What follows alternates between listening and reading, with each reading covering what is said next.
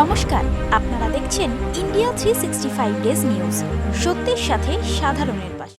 Bengal art factory পক্ষ থেকে আয়োজিত হচ্ছে 198তম অটম কালার কার্নিভাল।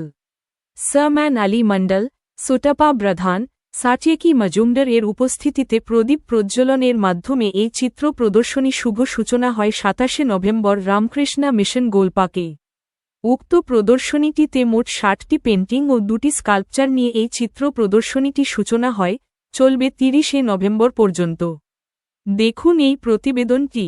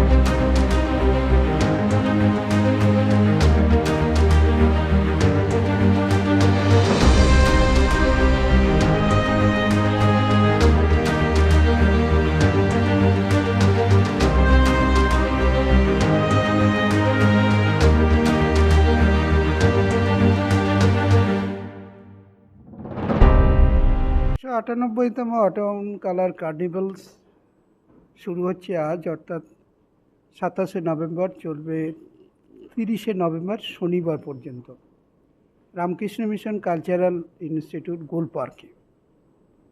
তো এই এক্সিবিশনের আমাদের মূল বৈশিষ্ট্য হচ্ছে অনেক প্রফেশনাল পেইন্টাররা আছে। গভর্নমেন্ট আর্ট কলেজের পেইন্টাররা আছে, ডালিম সেন, গৌতম সেনগুপ্ত, সুতপা দত্ত। বর্ধমানের প্রফেশনাল পেইন্টার আছে মানিক পাল, বাঁকুড়ার প্রফেশনাল পেইন্টার আছে অনুষ্টুপ লাই।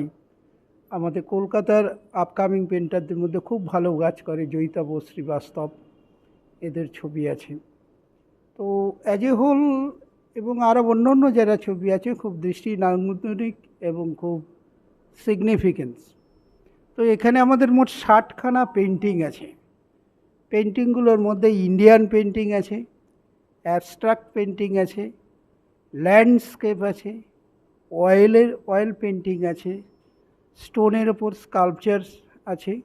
সব মিলে একটা শিল্পকলা প্রদর্শনী হতে গেলে যে ডিফারেন্ট মিডিয়ামের পেন্টিং এবং খুব এখানে যেটা আছে, একজন শিল্পীর অনেকগুলো করে ছবি আছে, যেটা কিনা তাদের শিল্পকলার অন্তত ন্যূনতম একটা শিল্পীর অনেকগুলো কাজ দেখার পরে সেই শিল্পীর পরিচয় সম্পর্কে এবং তার শিল্পকলা সম্পর্কে সাধারণ মানুষ কিছুটা অনুভূতি সঙ্গে নিয়ে এই গ্যালারি থেকে যেতে পারবে, যার জন্য এই শিল্পকলা প্রদর্শনে এক শিল্পীর একাধিক পেন্টিং আছে।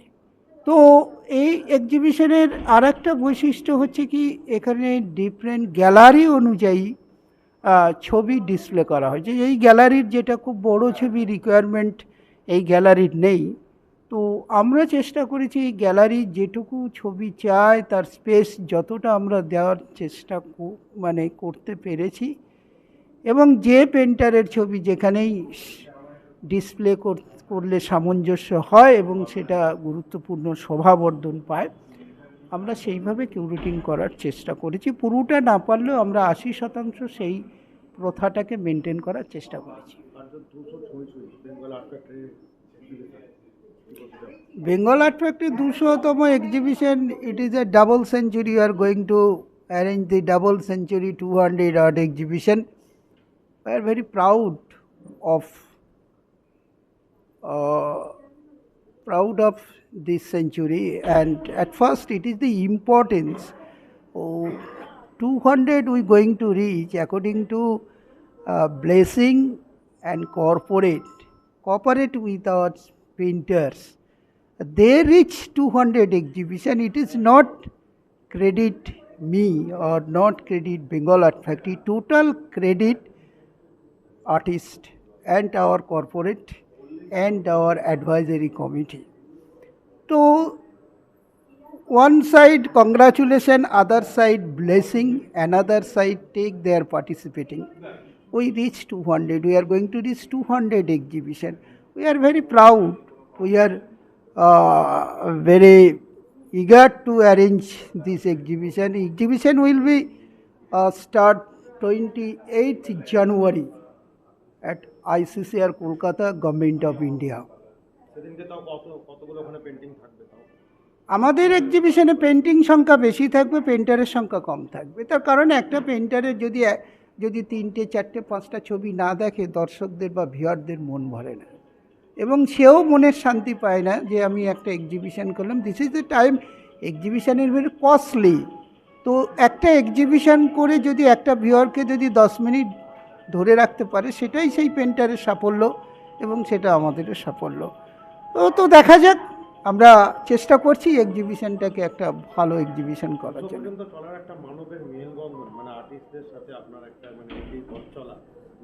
দেখুন, আমরা যখন বেঙ্গল আর্ট ফ্যাক্টরি জন্মগ্রহণ হয়েছে, তখন আমরা যে আর্টিস্টদের মধ্যে দীর্ঘদিন কেউ এগিয়ে আসেনি, তাদেরকে একটা প্ল্যাটফর্ম দিয়ে, তাদেরকে একটা ইন্ট্রিগেট করে, বিশেষ করে ward practice in rural area, remote area. তো আমরা সেখান থেকে যারা ভালো কাজ করছে তাদেরকে কলকাতার বুকে এনে, কলকাতার হাত ধরে দিল্লি, বঙ্গে, ব্যাঙ্গালোর, মুম্বাই, যেখানে ছবির মার্কেটটা কলকাতা থেকে আরও বেশি হয়, তো তাদেরকে লক্ষ্য দিশার জন্য তো তাদের সঙ্গে আমাদের সম্পর্ক গভীরতা হবেই। We are working for them, আমরা তাদের জন্যই কাজ করছি। তো we are for them, we are by them, we are everything for them. তো আর্টিস্টদের সঙ্গে, আর্টিস্টদের ছাড়া বেঙ্গল আর্ট ফ্যাক্টরি কখনোই এগোয়নি। আর্টিস্টরা আমাদের সাথে আছে। কর্পোরেটদের সঙ্গে আমার বেঙ্গল আর্ট ফ্যাক্টরির এক সম্পর্ক, আর্টিস্টদের টু গিভ কমার্শিয়াল সাপোর্ট। তো তাদেরকে যদি আমরা হলে ডেকে আনতে না পারি, তো আর্টিস্টরা তাদের সাফল্যটা পাবে কী করে, according view of commercial support. তো সুতরাং কর্পোরেট এবং বেঙ্গল আর্ট ফ্যাক্টরি এবং আর্টিস্ট, এই তিনটেকে আমরা মেলবন্ধন করার চেষ্টা শুরু থেকেই 2011 সাল থেকে আমরা করে আসছি। আর্টিস্টদের একটাই শুভেচ্ছা বার্তা আমরা বরাবরই দিই, আর্টিস্টদের কাজের ধরনটাকে চেঞ্জ করতে হবে। সময়ের বদলানোর সাথে সাথে মানুষের চেঞ্জিং আসছে, সেই চেঞ্জিংটা আর্টিস্টদের অনুভূতি করতে হবে। এবং দিদি, এটা একদিনে সম্ভব নয়, এটা লং টার্ম স্টাডি করার জন্য। তার কারণ painting not a necessary things for man, এটা হচ্ছে luxury item, non essential things. It is creative, এটা not like a dice matter. তো এটা সাফল্য আনতে গেলে তাকে অনেক হার্ড অ্যান্ড সোল চেষ্টা করতে হবে। তো হার্ড অ্যান্ড সোল চেষ্টা করতে গেলে তাকে এক্সিবিশন করতে হবে এবং 10টা ছবি দেখতে হবে, আলাপ আলোচনা করতে হবে। তো আলাপ আলোচনা করার জন্য একটা স্পেসিফিক পেসের দরকার। তো আমরা যদি তাদের এই গ্যালারিটাকে প্রোভাইড করি, they are identity known to many type of painting, তো তারা একসময় তাদের ধারাটাকে সিনিয়র পেন্টার, জুনিয়র পেন্টার, এখন আপকামিং পেন্টাররা অনেক খুব ভালো ভালো কাজ করছে, যেটা সিনিয়র পেন্টারও অ্যাপ্রিসিয়েট করছে তাদের, আমরাও দেখছি। তার কারণ তারা অনেক কিছু হাতের কাছে পেয়েছে, আগেকার পেন্টার অনেক কিছু পায়নি।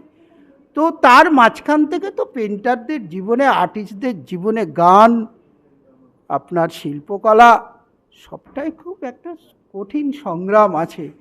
এইটাকে তো স্ট্রাগল করতেই পেন্টারদের হবে, আর্টিস্ট। হ্যাঁ, প্রথমে আর্টিস্টরা হবি বলে, তারপরে আস্তে আস্তে সেটাকে প্রফেশনালি টার্ন করে। কিন্তু আপনার লং রানে খেলতে গেলে আপনার প্র্যাকটিস মাস্ট, প্র্যাকটিসটা আপনাকে করতে হবে। তাই এইটুকু বলতে পারে। তাদের উদ্দেশ্যে একটাই বার্তা, যে একটা কনসেপ্ট আছে দীর্ঘদিন, নতুনরা তো এটা জানে না। নতুনরা অনেকের ধারণা আছে পেন্টিং দেবো, গ্যালারিতে বিক্রি হবে, হই হই ব্যাপার হবে হটকাকের মতো, কিন্তু জিনিসটা একেবারে সেই রকম নয়। আপনাকে ভাবতে হবে এটা হচ্ছে ক্রিয়েটিভ জিনিস, এবং এই ক্রিয়েটিভ জিনিসটার দামটা অনেক বেশি। তো লোকের হৃদয়ঙ্গম করে কাজটা তার যদি ভালো লাগে, তবে এই ভালো লাগার জন্য আপনাকে কী করতে, স্কিল করতে হবে। সেটা একদিনে সম্ভব নয়, করতে করতে করতে করতে সেই জায়গায় পৌঁছবে। সিঁড়িটা ভেঙে আপনাকে 5 তলায় উঠতেই হবে, তবে তো আপনি যেই যন্ত্রণাটা পেয়েছেন সেই 5 তলায় যখন উঠবেন তখন আরামটা বেশি পাবেন। লিফটে উঠলে আপনার কি আরাম হলো? তো এইরকম সিঁড়ি দিয়ে ভাঙতে ভাঙতে যখন আপনি টপে যাবেন, অর্থাৎ ভাঙা বলতে আপনার রঙের খেলা, আপনার নিজস্বতা, আপনার পেন্টিংয়ের বিভিন্ন স্টাইল হতে হতে আপনার একটা নিজস্বতা তৈরি হবে, তখন আপনি সাকসেস হবেই।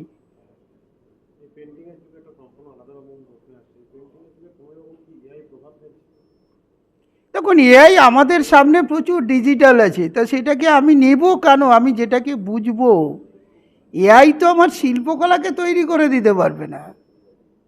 Painting, original art, fine arts, সেটা এআই কখনো এআই হয়তো আইডিয়া দিতে পারবে, এআই অন্য কিছু করে দিতে পারবে, কিন্তু পেনটা তো এআই ধরতে পারবে না। পেনটার রঙটা তো আমাকেই ধরতে হবে। আর অরিজিনাল এবং এআই দিয়ে তৈরি, দুটো তো ডিফারেন্স আছে, চিরকাল ছিল, এখনোই থাকবে। পেন্টারদের একটা শুভেচ্ছা বার্তা তো বরাবরই থাকি। কাজটা অনেক পেন্টার অনেক রকম যন্ত্রণা নিয়ে ছবি আঁকে, তো সেই যন্ত্রণাটা বুকে চেপে তাদেরকে কাজ করতে হবে। বিশেষ করে এখন ফিনান্সিয়াল, কারণ ছবি আঁকতে প্রচুর পয়সা খরচা হয়, ফ্রেম করতে প্রচুর খরচা, এক্সিবিশন করতে প্রচুর খরচা, সব মিলে এটা পেন্টারদের কাছে এখন একটা বার্ডেন। তো সেই বার্ডেনটা আমাদের সহ্য করতে হবে, আর কিছু করার নেই এখানে। তো আমাকে বড় হতে গেলে এই স্ট্রাগলগুলোকে মেনটেন করতে হবে। আমি সবসময় চেষ্টা করি যে আমার মনের ভেতরে যে ভাষাটা রয়েছে সেটা রং আর তুলি দিয়ে তুলে ধরতে। সারিয়ালিজম আমার খুব ভালো লাগে, আর আমার মনে হয় যখন আমরা মহিলা হিসেবে একটা কথা বলতে চাই যেটা অ্যাডভান্সমেন্টের কথা, বা নিজের ফিলিংসের কথা, যে আমার চিরকালই মনে হয়েছে যে মহিলাদের যেই যোগ্য জায়গাটা সারা পৃথিবীতে, সেটা বোধহয় কিছুটা কম দেওয়া হয়েছে। আর যদিও বা ইকুয়াল ব্যালেন্স যদি লোকে চায়, তাহলে দেখা যাচ্ছে যে হিস্ট্রিতে নারী বা পুরুষ একেবারেই সমান। তো সেই জায়গা থেকে কী করে হঠাৎ একজন নারীকে এইভাবে কেজ করা হলো? আমার মনে হয় যে একজন নারীকে ফ্রিডম দেওয়াটা হচ্ছে একটা উন্নত মার্গের সোসাইটির পরিচয়।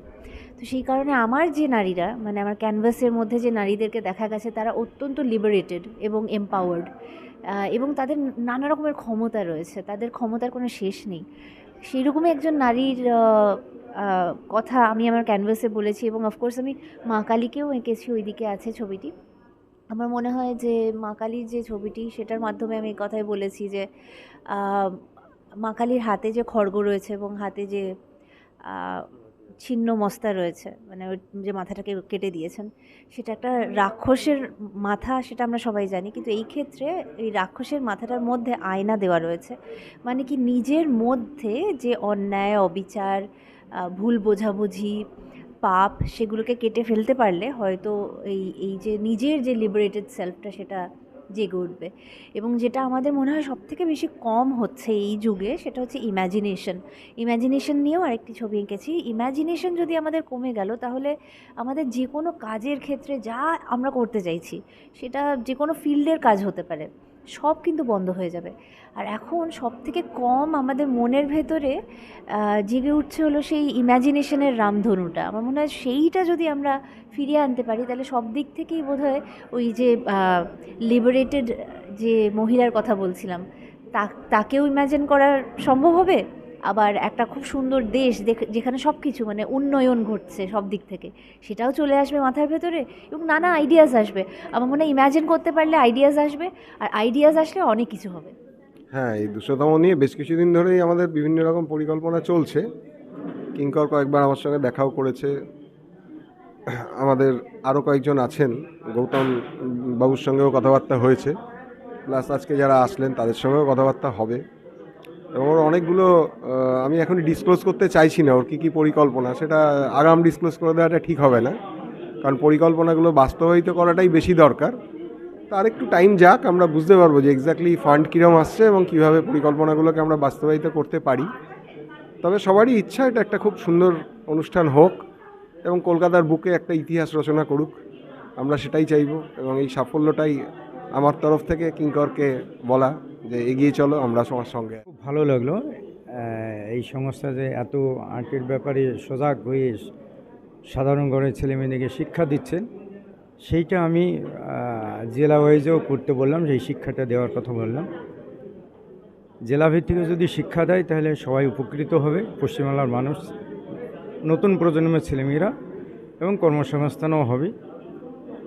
এবং এই ট্যালেন্ট যে তৈরি হবে সেটা যেন ওয়ার্ল্ডের বুকে ছড়িয়ে পড়ে, এই বেঙ্গল আর্ট একাডেমির নামটা যেন ফুটিয়ে ওঠে। আমার শুভকামনা দিতে চাই, এবং এইভাবেই বেঙ্গল আর্ট ফ্যাক্টরি তার কাজ এগিয়ে নিয়ে চলুক, এবং ভবিষ্যতে আরও নতুন নতুন শিল্পীরা তাদের শিল্প প্রদর্শন করুক, এইটাই চাই। এবং আমার অনেক শুভকামনা রইল নতুন শিল্পীদের প্রতি, নতুন নতুন শিল্পীরা নতুন নতুন শিল্প সৃষ্টি করে এই এক্সিবিশনে পার্টিসিপেট করুক, এটাই চাই। আমাদের এই এক্সিবিশনে পার্ট নিয়ে খুবই ভালো লাগছে। ওনারা যে আমাদের অপরচুনিটি দিয়েছেন ডিসপ্লে করা আমাদের ছবি রামকৃষ্ণ মিশনে, আমরা খুবই হ্যাপি অ্যান্ড এক্সাইটেড। হ্যাঁ, নিশ্চয়ই নিশ্চয়ই, আমরা আশা করছি আরও ওনাদের সাথে আমরা করতে পারবো exhibition in future. Arpita Chatterjee. আমি অঞ্জনা মুখার্জি। এটা আমাদের ফার্স্ট টাইম। আমরা অনলাইন ওনাদের অনেক এক্সিবিশন দেখেছি, তখন আমাদের মনে হলো ওয়াই নট পার্টিসিপেট। তো এইবার প্রথমবার আমরা করছি, কিন্তু যা কোয়ালিটি অফ আর্ট দেখছি খুবই ভালো লাগছে, এবং হোপফুলি মানে ইন ফিউচার অলসো আমরা এদের সাথে ইনভলভ থাকতে মানে খুবই ভালো লাগবে এটার ভিতরে। আমি এখানে এই স্থানে আসতে পেরে আমি সত্যিই ভীষণ আনন্দিত, এবং পুরোপুরি ধন্যবাদ দেবো কিঙ্করদাকে যে আমার ভাবনাকে এখানে স্থান দিয়েছে।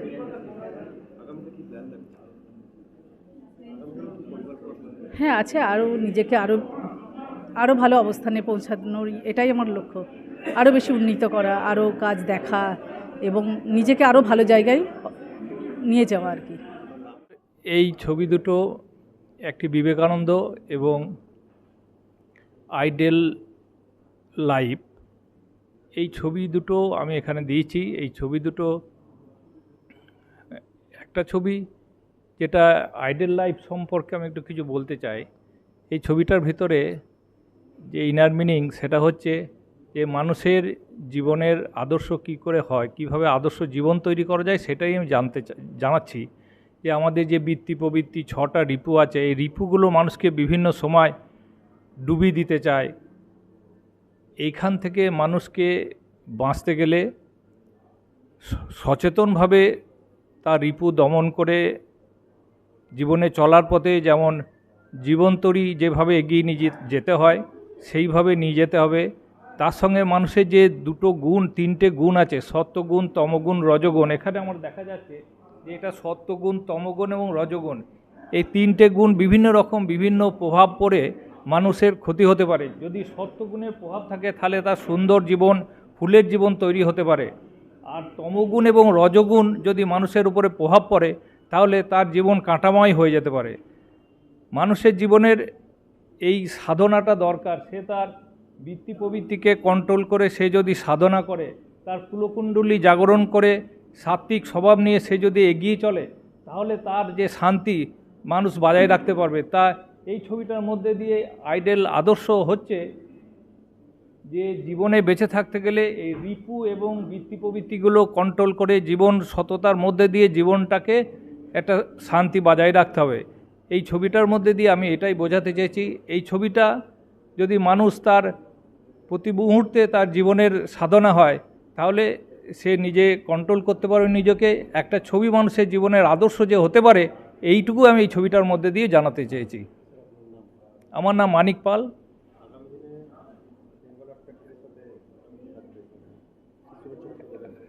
আগামী দিনে আমি মানুষের জীবন নিয়ে ছবি আঁকতে চাই, মানুষের লাইফটা মানুষ কীভাবে কন্ট্রোল করবে, স্পিরিচুয়াল দিকটাই তুলে ধরতে চাই।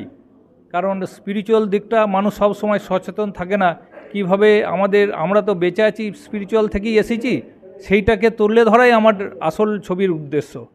সেই নিয়ে আমি ছবি আঁকতে চাই। অবশ্যই প্রথমে বেঙ্গল আর্ট ফ্যাক্টরিকে অভিনন্দন এবং ধন্যবাদ জানাতে চাই। ওনারা যেভাবে নতুন আর্টিস্টদের তুলে আনছেন তার জন্য আমরা বেঙ্গল আর্ট ফ্যাক্টরির কাছে ভীষণভাবে কৃতজ্ঞ।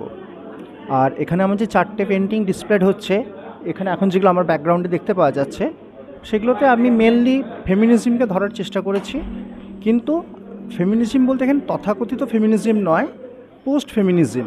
এবং সেখানে ছবিগুলো যদি টাইটেলগুলো দেখা হয়, প্রথম ছবিটা রয়েছে ওটাতে ইন্ট্রোস্পেকশন, অর্থাৎ নিজেকেই নিজে বিবেচনা করছেন, whether her stance is correct or not.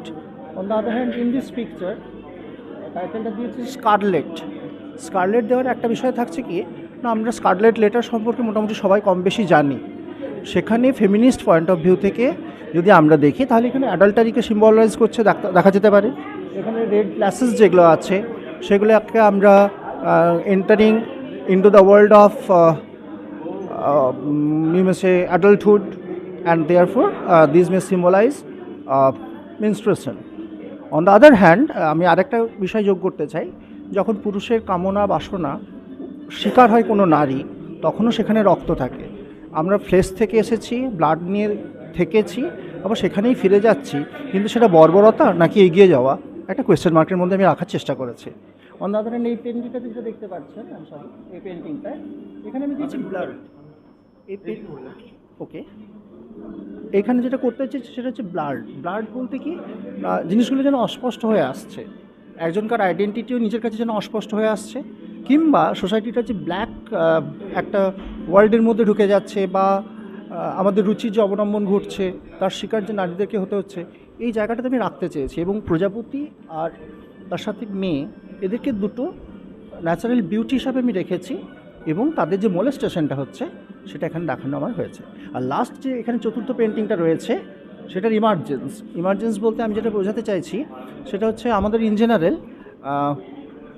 সব কিছুই ক্রিয়েট হয় আউট অফ কেয়স, আর সব কিছু যখন আবার শেষ হয় তখন হয়ে যায় কেয়টিক। এখানে আমরা যেটা দেখাতে চেয়েছি, কেয়টিক থেকে যেন একটা ফিমেল পাওয়ার বেরিয়ে আসছে সমস্তকে প্রতিরোধ করতে, কিংবা আমরা এটাকে আবার অ্যানালাইজ করতে পারি, তিনি কি ব্যাকে চলে যাচ্ছেন, এই বিষয়টা এখানে আমি ধরতে চেয়েছি। আর ওইদিকে যে পেন্টিংগুলো, সেগুলো আমার আগেও অন্য জায়গায় এক্সিবিটেড হয়েছে ICCR-এ, কিন্তু রামকৃষ্ণ মিশনের অনুরোধে কিঙ্করবাবুকে ওনারা অনুরোধ করেন, এবং এই 4টে পেন্টিং আমার ওইদিকে যে 4টে আছে সেগুলো ইনক্লুড করা হয় এক্সিবিশনে। আমার নাম অনুষ্টুপ লাই।